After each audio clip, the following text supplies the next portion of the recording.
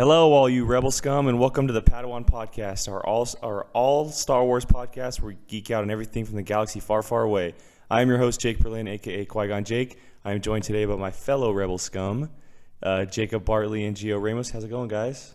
Good. I saw Star Wars The Force Awakens for a fifth time, and I enjoyed it more than the second time. It's weird. Damn, only 5 times? Where you at, man? I'm 7. Jake's 8, right? I'm 9. 9? I'm What's 9, wrong yeah. with you, man? I'm trying to touch double digits, man. Jeez, I am going to see it again, actually. I have a buddy who hasn't seen it yet, and I'm going to go with him. So, yeah, I'm glad to be here. I'm glad to be talking Star Wars. There's a lot of stuff to talk about, so I'm ready, man. Yeah, so if you haven't joined us before, a little bit how the show works. We're going to jump into some movie news.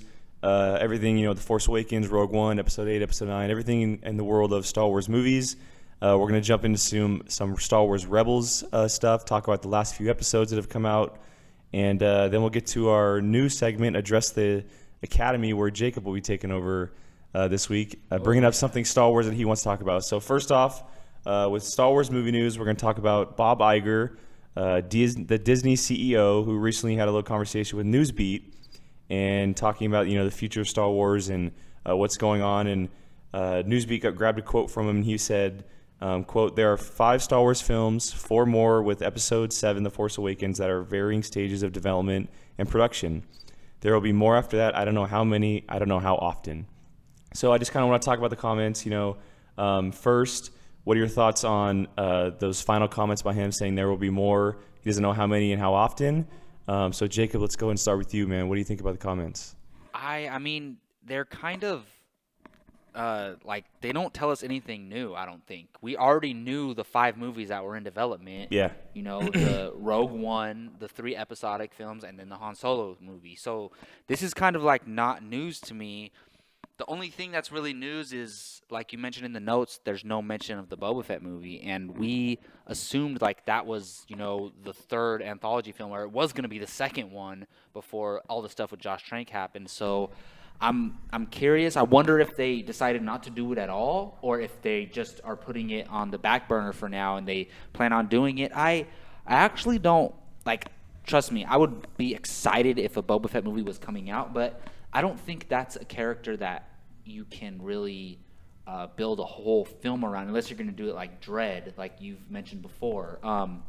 But I just don't, Boba Fett's the best when he has his mask on and he's mysterious. So I think you can have him in a Han Solo movie or have him as a side character in a different film.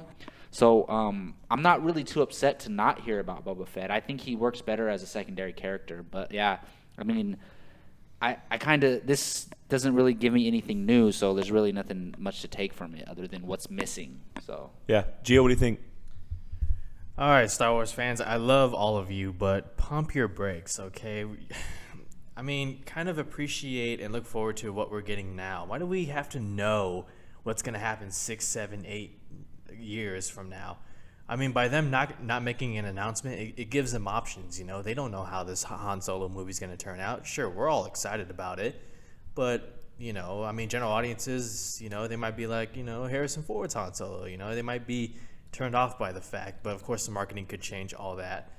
As far as the no mention of Boba Fett, I think they have it in development. Really? Now, I'm not saying that they're looking for a director right now, but I'm sure they're in preliminary talks, about possible storylines. If they're serious about a Boba Fett movie, I think they need to include him in the Han Solo movie, just as a cameo or a small role, kind of like how Luke Cage was in the whole Jessica Jones thing. Just kind of off to the side, maybe not that big, but just let audiences and fans know that there is a Boba Fett coming, just not anytime soon. So in my opinion, hold off, guys. Let Star Wars or Lucasfilm figure it out. Let them see what works and doesn't work, and they'll figure it out. Don't worry, we're gonna get Star Wars forever. Okay. Yeah, the comments, I mean, like Jacob had said, there's nothing really new. They don't really give anything away. They talk about the 5 films that we know of, but obviously the big indication is the no mention of Boba Fett. I'm kind of off and on it. I mean, I would want to see a Boba Fett movie because he's one of my all-time favorite Star Wars characters, but at the same time, he's so great as a side character because he is so mysterious. And, Gio had mentioned throwing him in a Han Solo movie. I actually think he would work better in Rogue One because of the time period. So and what is taking place in the story. He could definitely work like well in like Rogue maybe One. just like a little cameo, like maybe he's after the plans at some point in the movie, or he just shows up somewhere. But I mean, I don't know if the Boba Fett movie's off the table. You know what's going to happen. Maybe Disney's rethinking it because of everything that's gone down with Josh Trank and all that kind of stuff. Or maybe they just think that a storyline would fit better for the third anthology film. Do you guys think he could possibly fit into an Obi-Wan movie somehow? Like, not as like a main antagonist, but I think he could fit in somewhere in an Obi-Wan film. Like, he could be just starting out as a bounty hunter in the first film, maybe. And then maybe he has some vendetta against all the Jedi that were around when his father was killed. And, I mean, Mace Windu's dead already, the Jedi who killed his dad, but what if he's like, Obi-Wan, you were there, you were part of it. Like, he has something out for Obi-Wan, maybe. Honestly, any anthology film that takes place between 3 and 4, I think Boba Fett can fit in because he's just so he's such a universal character. Like, you can put him in any movie, any big role, small role, and he'll. Well, I mean, as long as somebody needs to hire a gun that he can fit in. And I mean, I don't know how far you've gotten on the comics, but he's already interacted. He went to Obi-Wan's house on Tatooine. Really? Looking Okay, for Luke. see, I didn't know that. He went there looking for Luke, so he didn't have interaction directly with Obi-Wan.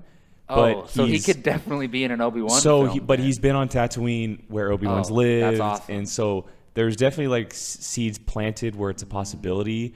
I mean, the fact that Bob Iger didn't mention it, we don't obviously know what he means, but it looks like maybe they are planning to do something else with Boba Fett.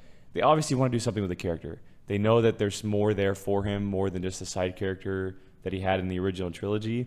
But maybe they're thinking that he does fit better in someone else's movie as a counterpart rather than the main story. Yeah, I don't think anyone is, uncertain that he won't be appearing again in a Star Wars movie. He'll definitely be back. All right, well, moving on, we're going to move to some Rogue One news. A little bit of spoilerish details dropped earlier this week, and if you don't want to hear anything about Rogue One, it's nothing too spoilerish, but they could be considered minor spoilers. So according to Joe Blow, there are a bunch of details that they released exclusively over their site earlier this week, and I'm just going to run through them real quick. A few rumors regarding the Stormtroopers in all black. We thought they were called Shadow Troopers when in fact they are called Deathtroopers, which is kind of a cool name. And we saw Donnie Yen, who posted that image of the 3 Stormtrooper helmets a while ago, got taken down with the black helmet, the white helmet, and that tannish brown helmet that we saw. One of the prominent characters in the film is specifically works with Felicity Jones' group. It's a repurposed Empire droid, and apparently it's played by Alan Tudyk, or voiced by Alan Tudyk, I should say. And it's different than your typical C-3PO droid. And, we've heard things that Alan Tudyk has done motion capture, so maybe this is, in fact, the character that he's playing. And with Alan Tudyk's voice and personality, that kind of, if it is true, kind of, gets the excitement rolling for that. There's a new name drop of Cash-In. We don't know who it's towards, but that name was released. There will be new TIE Fighters designs in the movie, as well as AT-ATs show up, which is always great to see. And lastly, the big one, it's addressing the Darth Vader stuff, said that Darth Vader's role has been expanded in the movie. And that's from Joe Blow. And where we get our news, StarWarsNews.com, they've actually added some things of their own, saying that he will, in fact, have action sequence in the film. And that they have made 2 different suits, or a number of different suits, but 2 specifically, paying homage to the original suit, the classic direct suit we see in Star Wars A New Hope with the red lenses, classic Vader, as well as a stunt suit, indicating that he will, in fact, be swinging that lightsaber around. So, Gio, I'm going to start with you, man. Out of all these rumors, I'm guessing I know which one stands out the most, but if these are, in fact, true, what do you think about the new rumors? Okay, first with the Darth Vader, I think it's brilliant. It makes sense, too, and I wrote this on a Rumor Central post you guys can check out on the site, too. Darth Vader, this is one of those opportunities where you can use this character, where it makes sense, it fits in. You're not just throwing him in there because, it's a Star Wars film that takes place in the past. He's a prominent, figure in this whole storyline of Rebels stealing the Death Star. So I think, use them while you still can, and I'm excited to see. I'm excited about the idea of Gareth Edwards, having to, having the opportunity to play with Darth Vader in his prime. I'm not expecting, fast, spinning Yoda type lightsaber thing, but I'm expecting him to be, kind of like a badass with that lightsaber. Alan Tudyk, he's that actor you don't know until you see him, and you're like, oh, okay, he's been in so many movies. I think he's a great supporting actor. Anything that he's in, he's always, fun, and like he plays his character well. So I'm excited to see that. Also, one thing I mentioned in my write about this was that Star Wars, they always get the droids right. R2D2, C3PO, BB-8. Now this droid, that if there's one thing that Star Wars has been consistent with, it's their droids and the impact that they have not only in the movie but to the audiences. So that doesn't surprise me when they mention the words scene stealer or like show stealer. Other than that, it's great to see the AT walkers back. They were definitely one of the more memorable things about Episode 5, Empire Strikes Back. And overall, I'm just excited about more Darth Vader. Yeah, I definitely agree. I mean, if there's any movie that Darth Vader fits into, it's Rogue One. And I love that he's going to be in it. I love that his role is being expanded, but I don't want him to overtake the movie. I get, he's Darth Vader, he's the biggest figure in Star Wars, but you still need to focus on what's at hand. And we're going to see him in action, it looks like, and I'm excited about that because we never actually saw Darth Vader in full-on fight mode. Like we saw the kind of choreographed stuff in the original trilogy compared to what was in the prequels. Imagine Darth Vader in fights like the prequel, like how that was choreographed. I mean, we've only seen him fight Luke, really. I mean, in Obi-Wan, but that was like it was like fighting sticks with those two. Yeah, that's what I'm saying. Like we don't see him like fight somebody who actually can fight him, other than maybe Luke in the Return of the Jedi. A big comparison for this is like this is going to be Lords of the Sith Darth Vader. Yeah, like that's what I mean. I haven't read the book yet. I want to, but that's what I've heard. That like he's killing a rebels, badass, like no mercy. Well, I don't know if this was the same story, but there was rumors about some concept art of him like cutting off heads and like. That's from making Star Wars as shields. That's from making Star Wars. Yeah. If we see something like that of him just on the battlefield, like not necessarily fighting a Jedi, but just on the battlefield, involved in the battle, like the rebels' first real taste of Darth Vader. That's what it would probably be like. Yeah, and it's crazy. Like Jacob, go ahead, man. Somebody's gonna die. What do you think, man? Obviously, I'm excited. Definitely, Vader fits into this time period more than any other movie that's coming out that we know of. He wouldn't fit in the Han Solo movie at all. Like, obviously, Han doesn't even meet him until the original trilogy. But this is perfect. And I get you're worried that he might overshadow the entire movie. But at the same time, I'm thinking, what better opportunity to have Vader? But I still don't want him to overshadow. No, I definitely agree with you. I definitely agree with you. So if this is the most we're ever going to get of Vader again, wouldn't you rather it be worthwhile? Like, I don't expect him to even be the main antagonist. No, he can be like. I agree, because if he was the main antagonist, those Death Star Stealers, they wouldn't have a chance. Yeah, exactly. So. Maybe he can be like, and this is way different, but his role can be like maybe like Boba Fett in The Empire Strikes Back, just the extent of his role, not anything similar to exactly what happened. But, well, you can even think of something like his role in A New Hope. Yeah, it wasn't. Actually, you're absolutely right. If you think about it, it wasn't that big. Tarkin might have had more screen time, honestly. Yeah. So, it could be definitely similar to his role in A New Hope, and this storyline directly has to do with Vader. Like, what is he doing when the first time you see him? Looking for the Death Star plan. Yep. So, I'm curious when the Rogue One's going to end, and how much time is in between Rogue One and A New Hope. It's going to be very. It's going to be very cool to see how Rogue One ends. Yeah, I mean, that's an interesting question, because when we first see Vader in A New Hope, he's very trained and strong, and he knows like what to hold back and what not to hold back. As to where if it's closer to Episode 3, he's on an anger spree. He's like almost like Kylo Ren status, where he can't hold it back. Yeah. Imagine that Vader on a battlefield against the rebels. Yeah, it's either way, it's gonna be ridiculous. Like nobody has a chance, It's crazy. But I really like the comments about the droid. I like Gio said, what Star Wars, even in the prequels, I enjoy watching R2D2 and C3PO like have their little side adventures while like the bigger stuff is going on. So and then obviously BB-8 killed it in The Force Awakens. So if it's one thing Star Wars knows how to do, it's to have the droids provide comedic relief when all this serious stuff is going on. And I don't necessarily want to see, and they even say it's very different than C3PO. I want to see kind of like an anti-hero type droid, like a droid like you don't know if you can trust him, but like he's still a scene stiller. Well, he's he's a former Empire droid. Oh, and that he's a refurbished Empire droid. That perfectly makes sense because, C-3PO, BB-8, and R2-D2, they're 100% purely good. You could trust them no matter what. But I kind of want to see a droid where you don't really know if you could trust him or not. And I think that's what we're going to get, especially with them saying that he's a previous Empire droid. So, yeah, I mean, I know these are all rumors, but I love it. I love it all. All right, well, moving on to a little bit more of a Rogue One news, and this one is definitely a rumor still.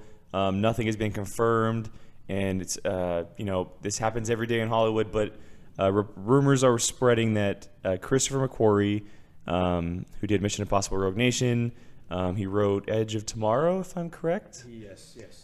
He was brought in to do rewrites on Rogue One, and for your Star Wars fans, don't get worried, don't get scared. This happens every day in Hollywood. There are tons of rewrites happening on every movie. McQuarrie did the same thing for World War Z, came in and redid the third act of that film. And we don't know exactly what he was brought in for. Reports are saying he was brought in once filming began. Another report saying that he brought in during pre-production. But I kind of just want to talk about it, get your thoughts on it, maybe speculate what he was brought in for. Maybe it has to do something with Vader a little bit. Gio, I'm going to go ahead and start with you on this one. All right. So we all know Lucasfilm is great. Everything that they've done so far has been great.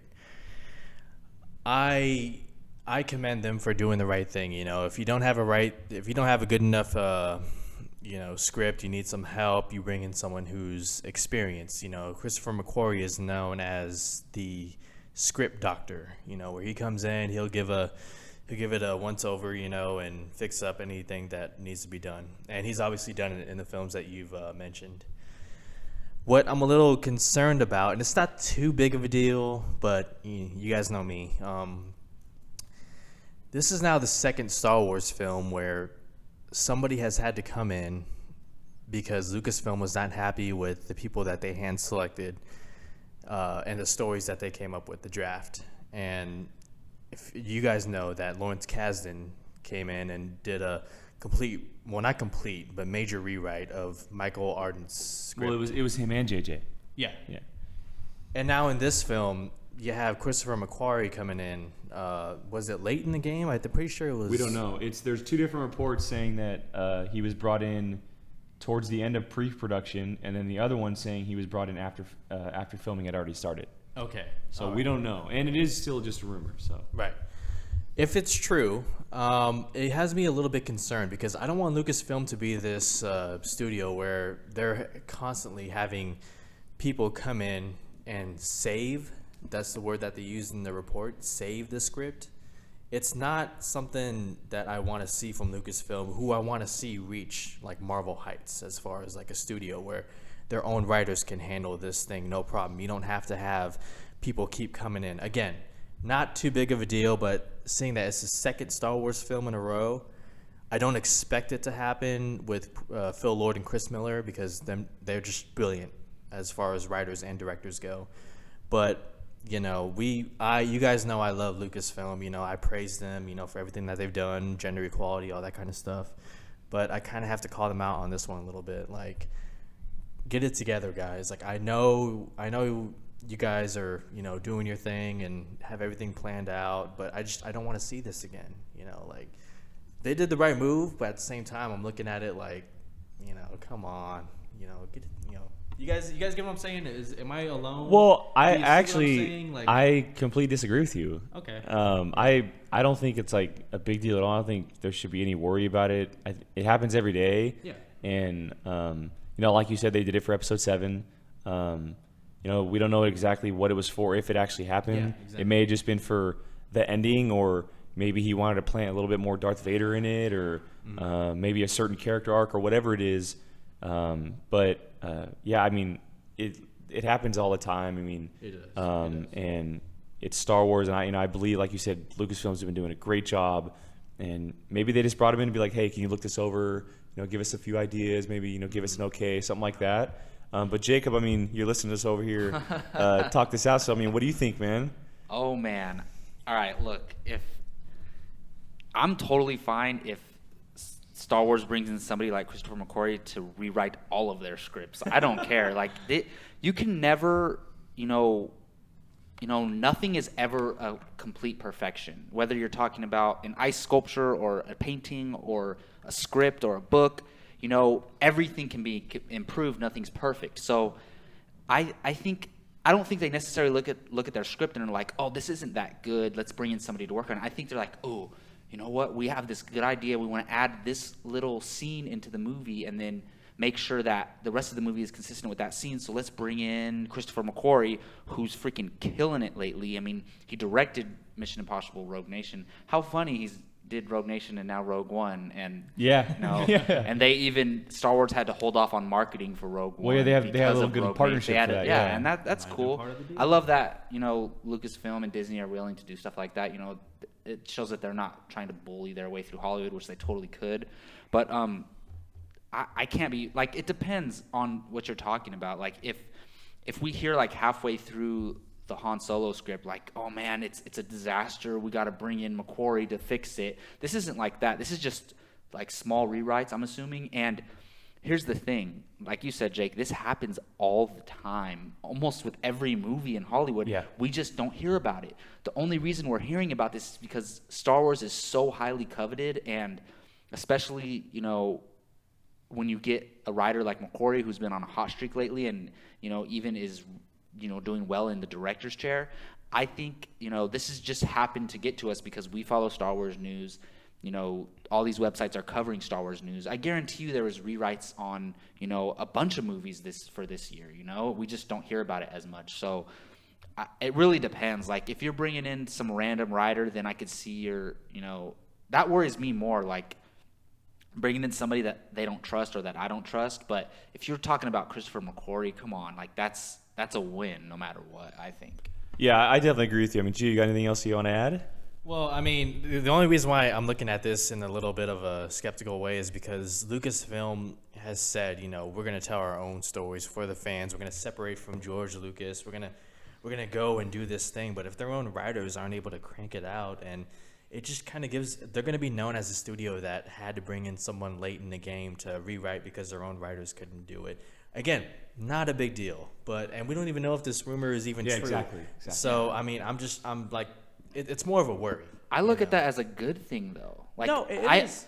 I think it's smart of them to Outside not, perspective. to not just assume that that their script is where it needs to be. Like, hey, maybe we don't need to rewrite anything, but McQuarrie, can you come read the script and just tell us what you think? And do you think there could be any changes, or like, we want to add this story element? Can you fit that in? Maybe. Like, I don't think it's because the quality of the script is bad. I think it has to do more with adding things to the script. Yeah, So, I wrote recently. James Cameron did that for Bryan Singer. just gave him some pointers. Yeah, like notes. I think it's something like that. It's not like, here, strip the script down and rewrite the whole thing. I don't think it's like that. It's not an Ant-Man situation. Yeah. Yeah, definitely. All right, well, moving on. Moving on to a little bit of an older news. So with the announcement of the new trilogy, episode 7, 8, and 9, fans and movie sites everywhere kind of going back into the archives of George Lucas.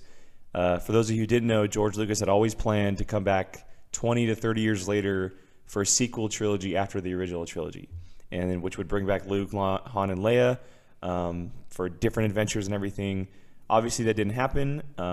It came about a decade late, but a video surfaced, and StarWarsNewsNet.com, where we get all our stuff from, wrote up a great piece and found some great information from this video of Mark Hamill talking about the plans for Luke Skywalker in the sequel trilogy. And there's a whole interview with a bunch of people, but the main point is that George Lucas wanted Luke Skywalker to be a father in the sequel trilogy. And he wanted the story to come full circle with Vader and Luke, and then Luke with his kid in the sequel trilogy. And I thought it'd be a good idea to talk about with all the rumors, coming around with Rey and who her parents are and The Force Awakens and all that kind of stuff. So Jacob, I'm going to start with you this time, man. First off, what do you think about the plan for George Lucas's sequel trilogy? And second, does this tie into any kind of speculation revolving around Episode 7 and possibly what's going to happen with Episode 8? Well, I mean, if I might be mistaken, but I think George Lucas always had like this whole story planned out. Maybe not exactly what he was going to do, but I think he planned to do prequels too. Yes, I'm pretty sure he wanted to do Episode 7, 8, 9, then the prequels afterwards. He wanted to tell Vader's story. Yes. Whether it was right after the original trilogy or before a sequel trilogy, but so this is not like surprising news, but I think it makes sense because Star Wars is a story about family and it's a story about the Skywalkers. So you would assume that either Leia or Luke are going to have children in the future, and we already know Leia had Ben Solo, and we see how that turned out. But I think something that would be a lot more appealing is Luke's direct offspring, which he's Vader's son, and then his son or daughter it would be really cool to explore that. And I think it has a little bit to do with that because I know George Lucas, at first he was on as part of the creative team for this Star Wars universe going forward, and then he had disagreements with Disney and not Lucasfilm, but with Disney, and so they parted ways because they wanted to go in a totally different direction than he originally wanted. So I think what happened was they kind of, not literally, but they kind of took half of what he wanted to do, and then the other half is their ideas, and he couldn't live with that, which is fine. I mean, it would be cool if he was subtly involved, but it's also a good idea for him not to be involved because we saw what happened with the prequels. So I do think it does have somewhat of an effect, and I could have sworn a couple months ago I heard that he planned on Luke having a daughter, actually having a daughter. So if I think that they, similar to what they're doing with the Legends, like the Star Wars Legends, they're going to nitpick from little things from Legends. They're going to nitpick from little things from George Lucas's original story ideas. So, yeah, I definitely think it's going to have some type of implication on the story going forward. So, hearing that, George Lucas wanted this to happen, does this change your opinion or feeling towards Rey possibly being Luke's daughter? Not really, because I already think that she is. Okay. So, and I already knew that he had stories planned out and that he was working with Lucasfilm and that he wanted him to have an offspring or maybe even a daughter. So it doesn't really change my perspective that much. I hope it's not a case where they don't make her his daughter because that's what George Lucas wanted. Something like it has to do with the prequels or something. Yeah, stay away from so it. Yeah. They already know who Rey is. The team, Lucasfilm, Disney, they already know. But please let it be Luke's daughter. And then after that, there doesn't have to be any other family ties after that. Just tell the story of Ben Solo and Rey Skywalker. Keep doing that. They're going to have, one of them are going to have kids too. These saga films are the Skywalker story. So I'm totally cool with it. Gio, what do you think, man? Well, correct me if I'm wrong, but George Lucas did have scripts or outlines written when he came to Lucasfilm before the deal, right? He basically had an entire archive of the Star Wars universe planned out for the next 30, 40 years. He had stories written out, yeah, for sure. Disney now has all those stories in their vault. Okay, and as far as Luke Skywalker and the comics go, there's possible romance, right? There's romance. Oh, well, in the Legends, you're talking about the expanded universe? Yeah, both expanded and in canon. So in the Legends, which is no longer canon, like the stuff that happened years and years ago, he had a wife who is Mara Jade, who was first the dark side or Empire, turned good. She was a Jedi, and then they had children. I want to say a son and a daughter, but I'm not positive. Didn't they have twins, right? No, that was the Solos. Oh yeah, Solos yeah, that's right. But they had kids. But yes, Luke has in certain stories has had a wife and family. Nothing canon, right? No longer, because once the Disney took over, all that's now it's now called Legends, which is non-canon. But in the current comic books, nothing. Luke has no ties to any family or anything.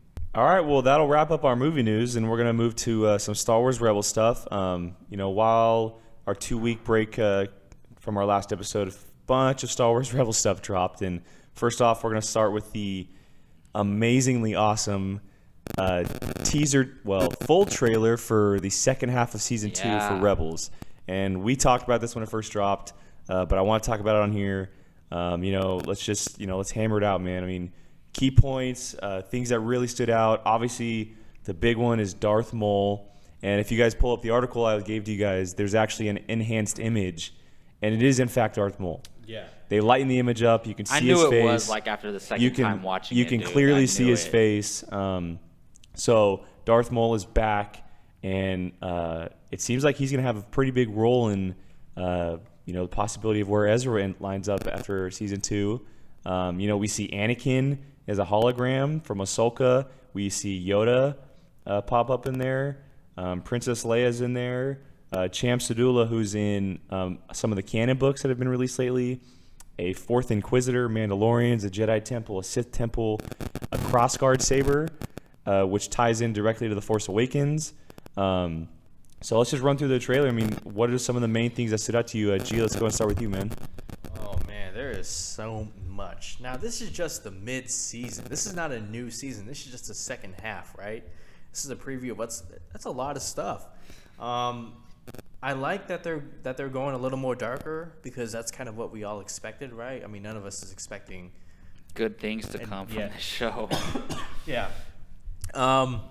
This is my first time seeing those people in the white uniforms with the white lightsabers, right? They have white lightsabers. They are. They're protect the Jedi Temple. Star Wars News.com. They said they're individuals dressed as Jedi Temple guards. Yeah. Okay. And this is their first time appearing in the new canon, yes. right? And as far as comics go, that's pretty interesting. Seeing Ezra with a crossguard lightsaber, so those things did exist before, Kylo Ren. I thought that's pretty interesting. Where is he, by the way? We don't know, but I mean, we don't exactly know. I mean, there's kind of quick cuts here and there, but it seems like they're heading to some kind of, maybe old Jedi temple or possibly a Sith temple. It seems to be Kanan, Ahsoka, and Ezra together. Maybe this is where Ezra really finds out, where his path lies, or maybe this is where he meets Yoda or something. But I mean, the crossguard, and it's different because it's not breaking. Mm-hmm. It's a solid blade. Well, we all assumed that Kylo Ren was the first one to make a lightsaber like that, and we find out that it's not. And it seems like somebody else created it. I don't think Ezra made this lightsaber. I'm guessing he finds it. I'm like, whose is it? Yeah. Nah, Ezra has that cool lightsaber that shoots and I love does the Ezra's lightsaber at the same time. So awesome. But the big thing that stood out to me more than anything was seeing, Anakin Skywalker in a hologram, and Ahsoka there explaining how he was a good guy and this and that. It's so emotional because it takes me back to Revenge of the Sith and how I guys told you about my emotional connection to that movie, and seeing the fall of Anakin Skywalker, regardless of how unperfect it was done, it was still sad to see, because you're seeing this guy, fall down a path. So that really, hit an emotional point. And the last thing I'll mention is, do we think Ezra is going to go dark side by the end of season 2? Is that too soon?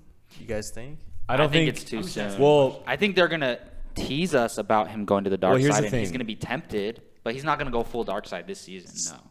Actually, this morning, some rumors dropped about season 3.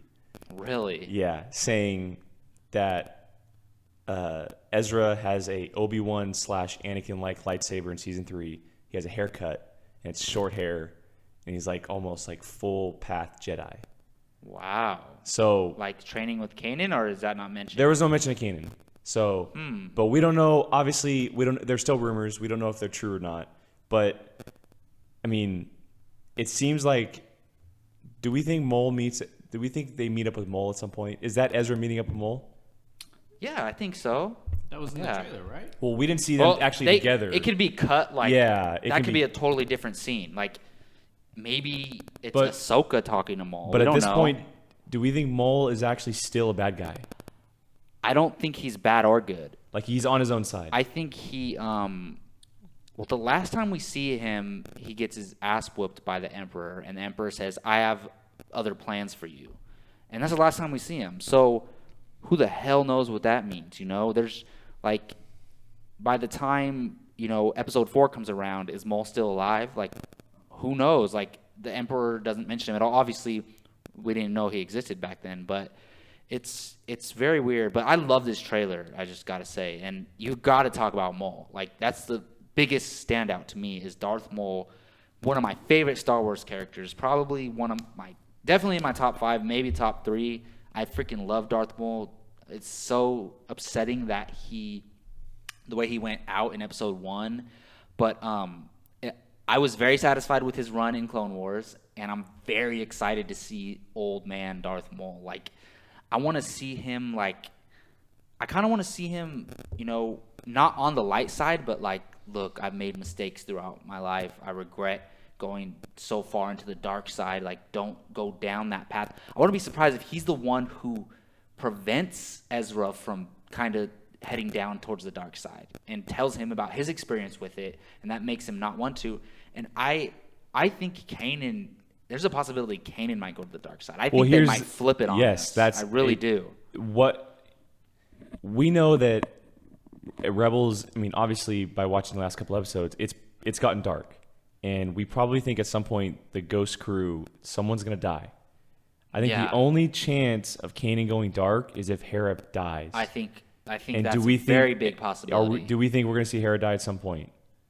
Do you Maybe think not anytime soon. I think they could go on a while with this show. I mean, not as long. They can't go too far, but they can do 5 seasons. And they can have her die in season 5 and have his turn to the dark side, and then they reveal that he's Snoke. That's a big possibility. Let's not go there. Why not? Well, I think if Hera dies, for it to be effective, and it's just my opinion, I'm no brilliant guy, Hera's death would have to be kind of sort of caused by the Ghost crew, to a point where Like, he blames them for it. Or sort of. And it's just like, I can't believe you guys let this happen, especially if Ezra has a big part in it, because we know how Ezra slips up every now and then. Yeah. And he always has to be saved. Maybe he can blame, like, you're always making mistakes, like, da-da-da-da, it's your fault Hera died. I could totally see something like that going down. And I've been reading that picture dictionary, what is it called? Everything You Absolutely Need to Know About Star Wars. And I've learned a lot of stuff from there, and we all could have assumed this, but it does say Kanan does have romantic feelings towards Hera. Like, it says that in the book. They're like the mom and dad. Yeah, but you could have assumed, like, maybe he doesn't think of her that way, but he cares about her a lot. But it says in that book, and we all know what Pablo Hidalgo and all them, they look all this stuff. They pay very close attention, and they know what they're putting in these books, and they're very careful about it. So I think that's something where, like, that could turn him to the dark side, I think. Well, I mean, as far as the rest of the trailer, I mean, Gio had mentioned the Anakin stuff. The same actor who voiced him in the Clone Wars, he's coming back to voice him. That's so awesome. And, which means we'll be hearing him in the hologram. One of my favorite moments in this trailer is when he's talking to Ahsoka, and it's the Anakin voice. Yes. It's not Darth Vader's Yes. voice. It's Anakin's voice telling him, like, where did you go? Like, do you know what I've become? I love that. That was one of my favorite moments in the trailer. When we saw Anakin, not Vader, in that hologram, do we think that Ezra may be taking some lessons from Ahsoka at some point during the season? I think so. Because it looks like she may be going back to the well with showing him who Anakin was and how strong he was. I heard somewhere that that I don't know if it's Jedi or Sith, they used to watch holograms to train, like holograms of old Jedis and old Sith to train. So what if he's like watching Anakin's holograms to train? That would be freaking awesome. Yeah, I mean, she's looking at Kanan, and she's like, "You're not doing that good of a job, man. Let me step in and help you out." Well, she would be more of a fitting master, Yes. Like, I think she would be, yeah. I mean, she had her full training ever since she was a youngling. Well, so. I mean, speaking of Ahsoka, the one thing we need to talk about, the big fight, man, Ahsoka versus Vader. Yeah. I mean, we've all known it's coming, and it looks like we don't know when it's going to happen during the season, the final half of the season, but it looks like it's the big moment of the season. And I want to ask, do we think this is Ahsoka Tano's last ride? Do we think she ends with season 2? I'm just gonna say no for now. I can't elaborate I think on that right it now. should be, but knowing them, the showrunners, they're gonna keep Ahsoka around for a while. Although I feel like this would be, I wouldn't say perfect, but as good of an opportunity to finally end her, story by getting killed by her. Full circle, yeah. Full circle thing. And is that Leia in the trailer? Yes. Okay. Well, she was actually in the not this Yeah. week's episode, but last week's episode, in the She's first in the whole episode of mid-season Yeah. 2. Yeah, it's her pretty much episode. So Yeah, it's all her. I would have known that if I'd have watched it. Yeah. Real quickly, there's a shot where 2 Inquisitors are being surrounded by a bunch of those guards. Jedi guards. Yeah. Do we think they make it out of that, or? I think we do, because it's the 7th brother and the 5th sister, and they seem pretty strong. Also, but the only way I think they make it out is because in the trailer we see them for the first time interact with Vader. With Vader, true. Yes. So I don't see it in here, but someone said somewhere in this trailer it shows them, and there's a 3rd Inquisitor with them. if you scroll down to the screenshots, the article that I sent, there's 3 of them. It's against the 3 Inquisitors versus but Ahsoka, we don't know Ezra. who the 3rd We don't know who it Inquisitor is. We don't know who it is. It's just a brand new character. Which means probably. it's the 4th Inquisitor in the show. Yeah. From the first one from season 1. Yeah. It's crazy how they went from 1 to 3 now. Like, but it looks like they need them because Ahsoka whooped those 2. She's other by than Vader, himself. she's the most powerful Force user in the show right now. It's like Yeah, definitely. She toyed with yeah. them and she flipped the switch on them quick. Yeah, so. it's crazy. Well, I mean, moving on from the trailer, we're going to talk about the first episode of the back from the mid-season break. It was called The Princess of Lothal, or A Princess on Lothal, excuse me.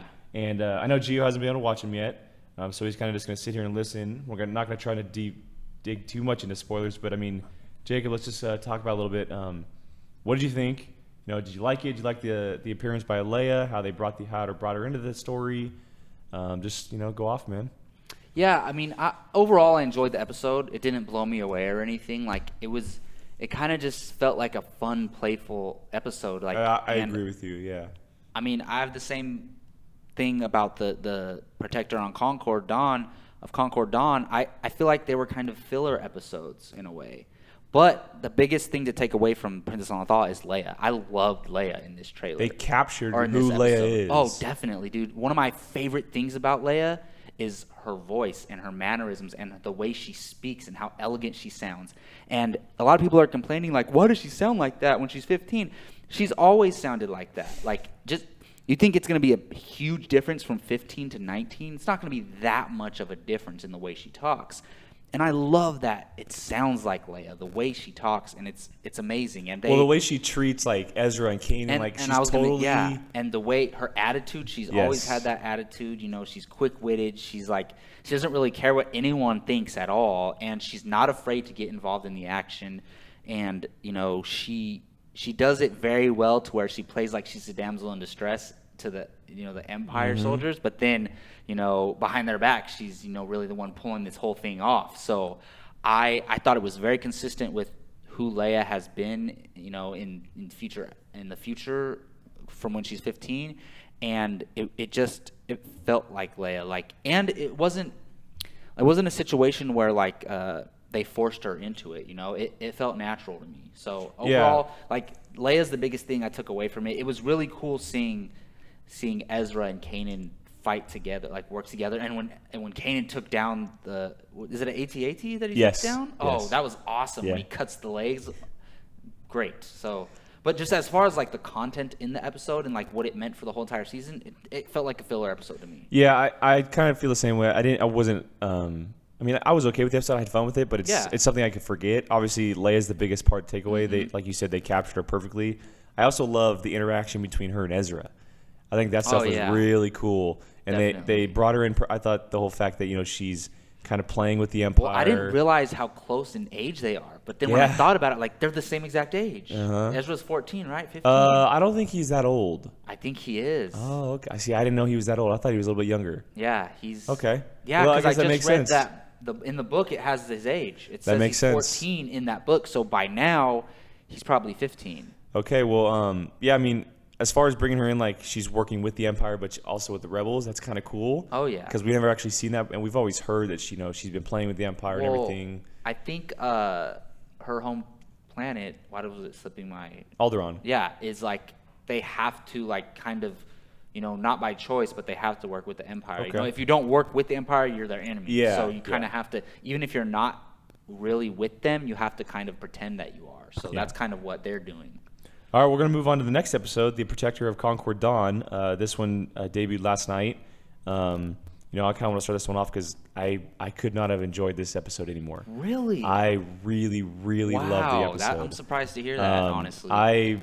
From start to finish, I thought it was so good. I love the beginning with the fight, the aerial fights between the Mandalorians and Hera and her group.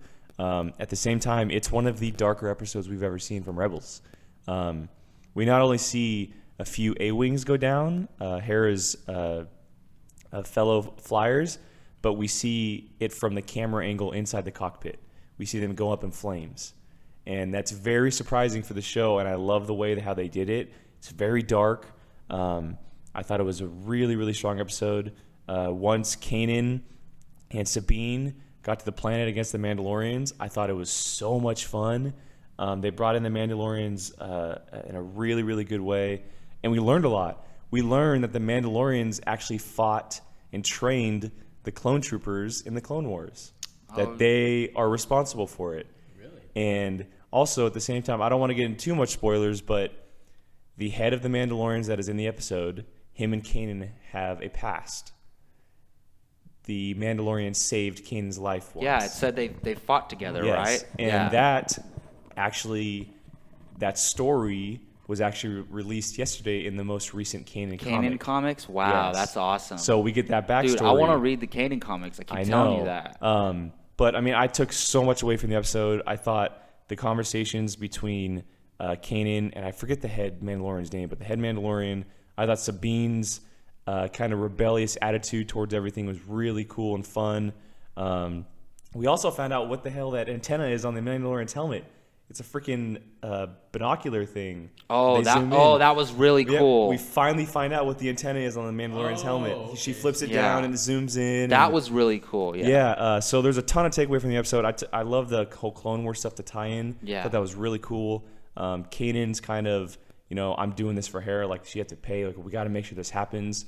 At the same time, and I also love the line that Sabine took towards the end of the episode where she says, when you put your mind to something, you're scary. Oh, Kanan. Yeah. Oh, that was that whole sequence. That was probably the best part of the episode. That whole sequence was my favorite part of the episode. But the whole 30 minutes, or the whole 21 minutes, I was pretty much floored with the episode. Like I could have watched it over and over and over again. So, dude, this has nothing to do with the quality of the episode, but I hate that they're so short because Yes. I watch them on demand after they played, And there's no it's commercials. like 20 minutes. Yeah. It's over so fast because Yeah. my mom's like, "Are you really watching this?" And like, she doesn't know like that it's canon and that it means a lot. She just thinks I'm watching a cartoon. I'm like, "Yeah, Mom, it'll be over soon. Don't worry." Like, and 5 minutes later, it's over. So like, look, I enjoyed the episode overall as entertainment. I really enjoyed it. The space battle in the beginning, and I love that they, even though I don't want to see innocent men die or men that are risking their lives die, but it's very violent. Like, that's dark. PG-13. Yeah, it's dark. And we've seen Hera, right? Is her name? We've seen her just kick ass. Like, no one can mess with her, and she finally got hurt, which is something we haven't really seen yet. And yeah, Kanan, I was very, you figure he's gonna be like, because we were just talking about how if Hera died, he might turn to the dark side. Like, he was very in control of his temper. Like, he wasn't like, "Oh, I'm gonna go kill these guys." He was like, he needs to do the mission. He's got to complete the mission. So, and I like how Kanan just takes control. He's like, "No, I'm going alone. Like, you guys stay here. Like, all right, Chopper, come with me." And like, going back to that book, I learned a lot about Chopper and like his personality. And now that I'm watching the episode or the Rebel episodes, it makes a lot more sense. Like Chopper's actions, because one of the producers of the show or someone who created Chopper, they said, you know, if R2-D2 is like your fun-loving, lovable dog, look at Chopper as the cat. Like the cat who's gonna cause trouble and be a little brat. The drunk all the friend time. in a way. Yeah, maybe. And you know, I love like reading that book gave me a lot of perspective on a lot of these characters. So it's funny seeing, you know, Chopper be consistent with the way they explain him in that book. But yeah, just a bunch of little things I liked in both of these episodes. But again, I'm like, after watching that trailer, they're kind of anticlimactic for me because it's like that trailer hyped up the rest of season 2 for me so much that when I watch these, I'm like, okay, let's get to the main storyline. Let's get to Vader and Ahsoka and Anakin. So and you Maul. thought you thought these two were filler? I thought this last bit. one was a setup episode. Like I think it's Okay. gonna come back. Yeah, I mean they're definitely not payoff episodes, but it makes sense because it's the beginning of the second half, so it makes sense. But overall, I do enjoy them. I wish they were longer. One thing I did want to add though is, you know, we saw at the beginning during the space battle, you know, Hera against the Mandalorians. He was very controlling. He's like, no, all this kind of stuff. But once Kanan came to the base, there was a sense of honor between the two of them, like agreement between talking, where it was like true generals in a war, you know, coming together, talking over. You know, they were literally sitting at a bar, you know, talking about what they could do to fix this or whatever. No, that's cool. I like seeing that, and I love that line you brought up about Kanan. Kanan. When you focus on something, you're scary, and it's like, I don't know. It kind of makes me think like if Kanan did go dark side, like you better watch out. You know, like a lot. I mean, people say he's not the best trainer, but I don't know. He never got his full training, so it's hard for him. He's the best at what he was given. Exactly, and like you know, I don't want to say powerful, but he's a lot more like tactical than people think. Like he can get the job. Well, and you also got to think Ahsoka left it in his hands. Yeah. Like and if Ahsoka she trusts him. yes, exactly. So I'm digging Rebels no matter what. Yeah, Like, yeah, it's Gio, awesome. man, you got to check him out. That's for sure. Watch it. All right, well, we're gonna move on to our final segment of the show, Address the Ooh. Academy, our new segment, and you know, it's where one of us at the table is gonna bring up something about Star Wars, anything in the world, you know, movies, current or possible TV shows, comics, canon, non-canon, whatever. And I did last time, and this time we're leaving it up to Jacob. So Jacob, go and address us, man. All right, my fellow Academy members, I would like to bring up something that is not far off from what we were just talking about, and it has to do with why I only gave a one-word answer earlier to one of your questions. It has to do with Ahsoka and Vader and Rebels and Rogue One. Okay, so let's start with this. Everyone's assuming that Ahsoka's going to meet her end, if not this season, soon. And I'm like, all right, hold your horses. Everyone's just saying, oh, it's a lock. Like, this is going to happen. She's going to fight Vader. She's going to die.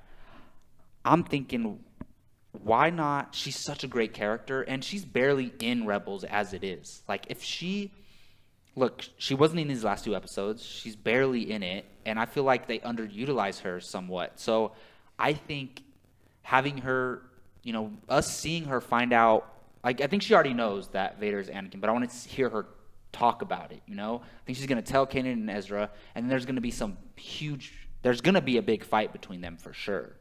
But I'm posing the question, do you guys think it's possible that she could survive through Rebels and potentially make an appearance in Rogue One in live action? Because I would love to see Ahsoka in live action, and we're probably not going to get her unless maybe an Obi-Wan movie like you and I have talked about before. But I think that moment is going to be so big that, and I know that would totally take away from the story of Rogue One. Like, it would overshadow it, but you know, who knows? We may at first, and we know the director of Rogue One, Gareth Edwards, said the Jedi aren't going to come save the day, but that doesn't mean she's going to save the day. She can, you know, make a sacrifice to.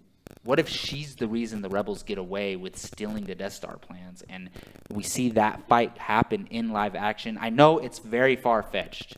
and it's something we can only dream of, but first of all, just put aside the fact that you're probably doubting this is even a possibility, and what if it did happen? What would that mean to you guys, and do you think it is a possibility? My I mean, you can't see me, but I have a giant smile on my face because I don't know if you guys remember when the anthology films were first announced. I said that the one character I want to see in live action is Ahsoka Tano. I have loved her from the Clone Wars. She is one of my all-time favorite Star Wars characters. When you say, I've always wondered this. When you say all-time, is she top 5? She's top 5. Really? She's top 5. And it would be a dream to see her in a live action role. I'm not going to throw out the possibility because I think it is possible. And maybe she does have something to do with the Death Star plans. And we know Vader might be in an action role in this movie. So I'm not going to throw out the possibility. I don't know if it would happen, though, because like you said, it might overshadow. But at the same time, one of the producers of the film said, we're very aware that Rebels takes place in the same time. Exactly. So there's hope that not just Ahsoka, but maybe someone else from Rebels shows up at some point. But I would want it to be Ahsoka if it's anybody. She might not make it out of Rebels. We're not sure. I would really like to see her make it out of Rebels. But if she does make it out of Rebels, it only kind of raises, the possibility of her possibly showing up in Rogue One because that is her time period. Exactly. I don't think she makes it past into the new trilogy this era. No. I think by A New Hope, she's dead. Okay. Yeah, that would make sense. That would make sense. You were saying like within the original trilogy, like in episode somewhere. 8 or something. No within way. No. I'm saying that her time was within the original trilogy, not past Return of the Jedi. Yeah, definitely. So I'm not going to throw out the possibility, although I probably don't think it's going to happen. But I would love to see it happen. Like, absolutely love to see it happen. Yeah, I think it'd be cool to happen, but once again, it would totally take away from Rogue One. And that's a concern that we had just from Darth Vader getting a bigger role, himself. Would I like to see it happen? Yeah, I would. But I think I would rather see Ahsoka appear in an Obi-Wan anthology film. I want to see how their relationship is post Clone Wars, Clone Wars, and the whole Darth Vader turn and everything that's happened. I think that's something that should be explored. And I mean, once again, if you throw Ahsoka into a Rogue One, people who are not familiar with the canon are going to be like, "Who the hell is that?" True. But people who are like us, we're going to be like, "Okay, like, why is Felicity Jones even in this movie?" You have Ahsoka and Darth Vader. Then I could see it. Then it becomes Ahsoka and Darth Vader movie. Yeah. But I think, look, we don't know. We don't know anything about Rogue One. I don't know anything. They could be complete. We know how secretive Star Wars is, Lucasfilm. They could be keeping this under wraps. And like Gareth Edwards said, the Jedi aren't going to save the day. Ahsoka's not a Jedi. She walked away from the Order. I'm saying. But I'm saying is they could be twisting the words around and playing with us, saying the Jedi might not be saving the day, but Ahsoka might be coming. Or her saving the day, saving the day implies the Jedi come, they help with the mission, and they survive afterwards, and they're celebrating with the rebels who stole the Death Star plans. Her, holding off Vader while the rebels get away and dying doesn't mean she saved the day necessarily. she helped out, but just imagine, say that happens, and it's the Rey forcing the lightsaber towards her moment in that film. Yeah, she comes flying out of nowhere to fight Vader to let the rebels flee. I think it could be a situation where, because like Gio said, a lot of casual Star Wars fans don't know who Ahsoka is, right?